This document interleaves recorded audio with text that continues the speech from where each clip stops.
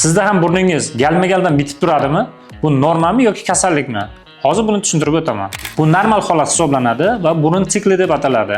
Va bu narsa burun shilliq qavatini nerv sistemasini hisobiga bitishi va vaqti bilan ochilishi bilan namoyon bo'lib turadigan holat hisoblanadi. Qizig'i, sog'lom insonlarda bu holat aytarli sezilmaydi. Burun to'sig'i qiyshiqligi bor bemorlarda qiyshiqlik bor tomonda burun yo'li tor hisoblanadi va bu shishni hisobiga burundan nafas olish qiyin bo'ladi. Bu holat uzoqroq vaqt davom etadi. Bemorlar bitta tomon burun bitishiga, yotganda bu jarayonni yana ham kuchayishiga va shuning hisobidan burundan erkin nafas ola olmaslik, tez shamollash, tomoqda qurish hamda xurrakka sabab bo'ladi. Demak, bu holat shamollash emas va burun tomchilari ham vaqtinchalik yordam beradi xolos. Bu kabi holatlarda albatta lor shifokori ko'rigidan o'tish talab qilinadi.